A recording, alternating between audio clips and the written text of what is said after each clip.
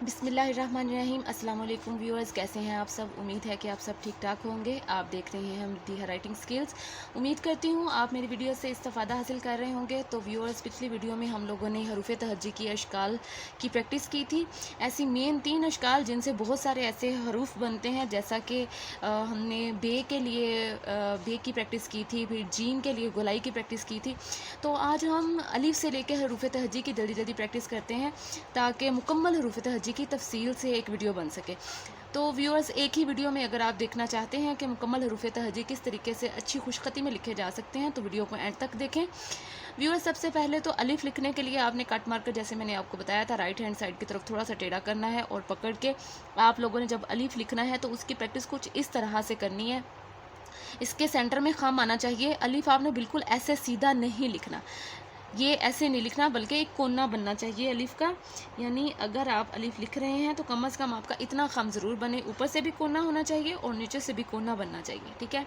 तो अलिफ की प्रैक्टिस के लिए बार बार आप इस शेप की प्रैक्टिस करें। जितनी ज़्यादा आप प्रैक्टिस करेंगे उतना ही अच्छा आप लिख पाएंगे। जब अलिफ की प्रैक्टिस आपकी हो जाएगी, अलिफ की प्रैक्टिस इतनी जल्दी नहीं हो जाती है। अक्सर आप लोगों को जो चीज़ें देखने में आसान लग रही होती हैं वही असल में मुश्किल होती हैं, तो आपने इसकी प्रैक्टिस थोड़ी ज़्यादा करनी है। इसके बाद ये देखें, मैंने शेप बनाई है बे की शेप। इसमें मैंने नुक्ता कोई नहीं लगाया, ना ऊपर लगाया है ना इसके नीचे कोई नुक्ता लगाया है, ताकि मेन फोकस आपका इसकी शेप पे रहे। जब आप ये शेप सेम टू सेम बना लेंगे, कोने इसके नहीं बनाने जैसे ये कोने बने हुए हैं, ऐसा बिल्कुल नहीं करना आपने। एक साइडों से उठा के बे लिखनी है, यानी सिर्फ ये वाला जो पोर्शन है ये लाइन के साथ लगना चाहिए। आज की इस वीडियो का मेन जो मकसद था वो भी ये था कि लाइन पे लिखना आपको सिखाया जाए। तो ये जब बे की आपको शेप की प्रैक्टिस हो जाएगी तो बे पे ते टे से यहाँ तक आपकी प्रैक्टिस हो जाएगी। अब चलते हैं जीम की तरफ। जीम के लिए मैंने आप लोगों को शेप की प्रैक्टिस जिसकी बताई थी वो थी कि पहले आपने यहाँ तक टेढ़ी लाइन लगानी है और यहाँ से चांद बनाते हुए ऊपर की तरफ जाना है और यहाँ तक आके आपने ख़त्म करना है। ये मैंने आपको शेप की प्रैक्टिस बताई थी। उम्मीद है आप लोगों ने इसकी प्रैक्टिस भी की होगी। ये देखें, ये मेन इसकी शेप की गोलाई की प्रैक्टिस होती है। अब सवाल पैदा होता है कि लाइन पे इसको कितना लिखना है। तो व्यूअर्स, जब हम लाइन के ऊपर लिखते हैं जीम चे हेक है, तो हम लाइन से हाफ इसकी गोलाई जो होती है लाइन के नीचे रखते हैं। तकरीबन कम से कम इतनी गोलाई तो लाइन के नीचे आनी चाहिए। ठीक है। बाकी सारी शेप वही है। अगर आप देखें तो ये वही शेप है जिसकी मैंने आपको प्रैक्टिस करवाई थी, सिर्फ ऊपर से हमने इसका जो फेस है वो बराबर किया है। अब इसी तरीके से अगर हम प्रैक्टिस करते हुए इसकी मज़ीद 2-3 बार अगर प्रैक्टिस कर लें, आप लोगों ने मैक्सिमम इसकी प्रैक्टिस करनी है जीम चेहरे की। मेन फोकस क्या है आपका, ये चीज़ आपने याद रखनी है कि इसका ये जो फेस वाला हिस्सा है और इसका जो गोलाई वाला हिस्सा है ये बराबर आना चाहिए। ठीक है। जब इस शेप की प्रैक्टिस हो जाएगी तो जीम चे हे खे ये आप लिख लेंगे। इसके बाद दाल की प्रैक्टिस के लिए मैंने आपको बताया था कि इस तरह से इतनी टेढ़ी लाइन की लगाने की प्रैक्टिस करें, इतनी। ठीक है। जब आप ये लगा लेंगे तो फिर आपने इसको यहाँ से एक जर्क दे के छोड़ना है। ठीक है। तो आपकी दाल डाल जाल और ये दाल वाले जितने भी हरूफ हैं इनकी प्रैक्टिस हो जाएगी। अब चलते हैं हमारी नेक्स्ट वर्ड्स की तरफ। तो नेक्स्ट वर्ड्स हैं हमारे रे फैमिली। ठीक है। तो रे के लिए मैंने आपको बताया था, ना तो बिल्कुल वर्टिकल लाइन सीधी लगाते हैं और ना ही हॉरिजॉन्टल लाइन बिल्कुल सीधी लगाते हैं। लाइन के ऊपर बिल्कुल नहीं लगाया जाता, बल्कि इसका ये वाला जो सिरा होता है ये लाइन से थोड़ा ऊंचा रखा जाता है, जैसे कि ये मैं आपको बता रही हूँ। ठीक है। लाइन से थोड़ा ऊंचा रखा जाता है। और जब आप इसकी प्रैक्टिस करेंगे तो आप देखेंगे जब हम इसको एक जर्क के साथ ऐसे झटके से ऐसे छोड़ेंगे, इसका कोना बनेगा। ठीक है। तो इसकी बिल्कुल एग्जैक्ट शेप की प्रैक्टिस करने के लिए आपने क्या करना है, इस शेप की ज़्यादा से ज़्यादा मैक्सिमम प्रैक्टिस करनी है। ठीक है। तो रे रे जे और ये जितने भी रे फैमिली होती है, आपने इसको जितना जब भी लिखना है और अल्फाज के सेंटर में भी जब कभी ये वाला रे इस्तेमाल करना हो तो आपने इसको थोड़ा सा टेढ़ा रखना है। ठीक है। ये लाइन भी थोड़ी टेढ़ी रखनी है और ये लाइन भी थोड़ी सी टेढ़ी रखनी है। बिल्कुल सीध में ना तो वर्टिकल ये वाली लाइन होनी चाहिए और ना ये लाइन बिल्कुल सीध में होनी चाहिए। उम्मीद है कि आपको इसकी समझ आ गई होगी। और लाइन से जितना ऊपर रखना है वो मैंने आपको बता दिया। थोड़ा सा बस लाइन से ये कोना, ये वाली जो चीज़ होती है ये थोड़ी सी लाइन से ऊपर रखनी है। उसके बाद नेक्स्ट आ जाता है रे रे के बाद। उसके बाद हमारा नेक्स्ट वर्ड है सीन शीन, ठीक है। तो सीन के लिए मैंने आपको बताया था कि शोशे हमेशा नीचे की तरफ लगाए जाते हैं।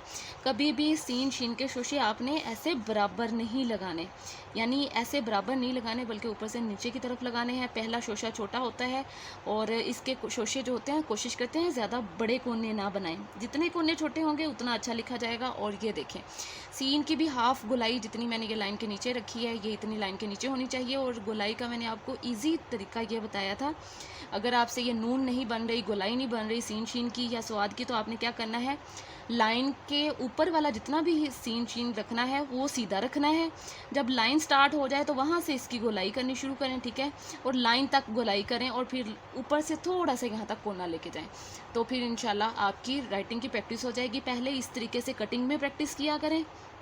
जब आपकी कटिंग में प्रैक्टिस हो जाए तो फिर पूरी शेप की ऐसे प्रैक्टिस करें, तो इंशाल्लाह आपकी प्रैक्टिस हो जाएगी। एक साइड ऊपर ज़्यादा कोना ऊंचा रखना है, एक साइड का कोना थोड़ा नीचे रखना है। तो जब हम सीन शीन की इस तरीके से प्रैक्टिस करेंगे तो ऐसे ही इसकी जो शीन है वो बन जाएगी। और इसी शेप के साथ जो हमने अभी बनाई है ये वाली जो शेप है, ठीक है, इसी शेप के साथ अगर हम शुरू में स्वाद लिखें तो स्वाद लिखने का क्या तरीका है, पहले सिर्फ जो कट है इसका कोना इस्तेमाल करना है आगे से, यानी ऐसे मारकर उठा लेनी है पीछे से। कोना इस्तेमाल करते हुए इतना स्वाद कोने के साथ लिखना है सिर्फ, यानी बारीक लिखना है, ठीक है। अब यहाँ से पूरा कोना यूज़ करना शुरू करेंगे हम ऐसे, ठीक है। तो उम्मीद है आप लोगों को समझ आ रही है। यानी यहाँ से इतना बारीक रखना है, यहाँ से पूरा कोना यूज़ करते हुए। तो यहाँ जब पूरा कोना यूज़ करेंगे तो खुद ब खुद यहाँ से मोटा हो जाएगा। ये मार्कर पकड़ने का टेक्ट होता है। जब आप ज़्यादा लिखेंगे तो आप इंशाल्लाह इसकी आपको प्रैक्टिस हो जाएगी। अब स्वाद के बाद हम नेक्स्ट वर्ड की तरफ चलते हैं। तो जब भी हम तोए ज़ोए लिखते हैं, आपने कभी भी इसका जो ये वाला हिस्सा इसको बिल्कुल अलिफ की तरह, बल्कि वन की तरह, अलिफ भी थोड़ा टेढ़ा ही हम कर भी लिखते हैं, तो इसको बिल्कुल ऐसे वर्टिकल सीधी लाइन नहीं लगानी, ठीक है। इस तरीके से लिखा हुआ रॉन्ग होता है जब इसकी ये वाली चीज़ सीधी हो। बल्कि क्या करना है, आधा सीधा लिखना है और आधा थोड़ा सा ऐसे कर्व में लिखना है। ये देख रहे हैं आप, ज़्यादा कर्व नहीं करना, रे नहीं बन जानी चाहिए, बल्कि थोड़ा सा कर्व करना है। और जहाँ से हमने कर्व करना शुरू किया था उस जगह से हमने इसको ऊपर की तरफ जैसे लीफ बनाते हैं ऐसे बनाते हुए इसके कोने के साथ मिला देना है। फिर से एक बार प्रैक्टिस करते हैं। ये देखें, थोड़ा सा इसका कोना बनना चाहिए, यानी ये चीज़ थोड़ी सी ऐसे टेढ़ी आनी चाहिए, ठीक है। और आइन की प्रैक्टिस के लिए मैंने आपको पहले ही बताया था कि फिर से शेप वही रहेगी, सिर्फ जो हर्फ है वो बदलेगा। ये वाली शेप रखनी है आपने। मैंने कट के साथ इसलिए बता दी है ताकि आपको पता चल जाए शेप, चूँकि आप लोग ऑलरेडी इसकी प्रैक्टिस कर चुके हैं। तो अब आइन कैसे लिखना है, पहले आइन को भी हाफ कट के साथ, इतना जितना मैंने आपको बताया है इतना हाफ कट के साथ इसका फेस बनाना है आपने। और जहाँ से मोटी करनी है वहाँ से आपने ऐसे पूरा कट यूज़ करना है। और फिर यहाँ से जैसे हम कट यूज़ करते आ रहे हैं वैसे कट यूज़ करें और ऐसे इसकी गोलाई करें, ठीक है। आइन हो गया। और फिर उसके बाद गाइन की प्रैक्टिस करनी है। आपका लाइन से नीचे हाफ पोर्शन होना चाहिए, थोड़ा कम या ज़्यादा हो जाए उसका कोई फ़र्क नहीं पड़ता। जैसे मैंने ये छोटे साइज़ में भी लिख के बता दिया, आपको बड़े साइज़ में भी लिख के बता दिया है। तो जो भी आपने राइटिंग का साइज़ रखना है उसके हिसाब से आपने देखना है कि लाइन के नीचे कितना पोर्शन आना चाहिए। तो आइन गाइन हो गया। अब इसके बाद फे की प्रैक्टिस के लिए आपने क्या करना है, बिल्कुल शेप वही रखनी है जो आपने बे की शेप रखी थी, लेकिन आपने क्या करना है, इतना वाला जो फर्स्ट टॉप है इसका ऐसे रखना है और फिर ये वाला हिस्सा ऐसे, ठीक है। उम्मीद है कि आपको समझ आ रही होगी। इसका यहाँ से ये वाला हिस्सा जुड़ना नहीं चाहिए आपस में। इस जगह पे थोड़ा सा खला आपको नज़र आ रहा है, ये खला रहना चाहिए। उसके बाद काफ सेम टू सेम फे वाली ही शेप रहेगी और बाकी जो सारी शेप है वो, यानी टॉप साइड फे वाली शेप रहेगी और बाकी सारी शेप नून वाली ही होगी। तो काफ हो गया। उसके बाद काफ और गाफ की प्रैक्टिस के लिए आपने क्या करना है, सेम टू सेम जो बे वाली शेप रखी थी वही हमने शेप रखी है। कोई इसमें ऐसा फ़र्क नहीं ख़ास किया। बड़ा छोटा साइज़ आपके अपनी मर्ज़ी के मुताबिक करना है। और फिर उसके बाद लाम। अब जो लाम है वो बिल्कुल सेम टू सेम नून वाली शेप अगर आप रखना चाहते हैं, सेम टू सेम नून वाली शेप रख के इसको थोड़ी सी ये वाली साइड बड़ी कर दें और लाम हो जाएगा, ठीक है। मेन अब वर्ड आ जाता है आगे मीम। मीम बच्चे अक्सर गलत लिखते हैं। यहाँ से कट से ऐसे इधर को लेके जाएं स्वैप करते हुए। ये देखें, मैंने थोड़ा सा कट ऊपर उठाया, स्वैप किया और यहाँ से वापस इसको स्वैप किया। ऐसे करते हुए इसको ऐसे जर्क के साथ छोड़ देना है। जब हम किसी चीज़ को ऐसे जर्क के साथ ऐसे कोने को ऐसे छोड़ते हैं, अचानक से छोड़ते हैं, तो नीचे कोना बनता है। जब आप इसकी ज़्यादा से ज़्यादा प्रैक्टिस करेंगे तो आपको ये लिखना आ जाएगा, बहुत आसान है। ऐसे एक लाइन लगाएं और फिर यहीं से कट मार्कर को वापस लेके आएं और ऐसे छोड़ दें। ठीक है, उम्मीद है कि आपको इसकी समझ आ रही होगी। जितनी ज़्यादा प्रैक्टिस करेंगे उतना अच्छा लिखा जाएगा। मीम हो गया और नून की प्रैक्टिस हम ऑलरेडी कर चुके हैं, वही सेम टू सेम सीन वाली गोलाई। नून और वाओ कैसे लिखना है, जैसे हमने दाल की प्रैक्टिस की थी, सेम टू सेम इसी शेप की, ऐसे ही प्रैक्टिस जैसे हमने की थी वही प्रैक्टिस रखनी है। बिल्कुल शेप भी वही रखनी है। बस फ़र्क ये आएगा कि हमने जो वाओ होती है उसका शोशा ऐसे कॉर्नर जो होता है वो भर के लिखते हैं और यहाँ पे जाके बिल्कुल वाओ की तरह इसकी शेप बनानी है, यहाँ से छोड़ देना है। ठीक है, वाओ हो गया। अब हमने लिखना है हे।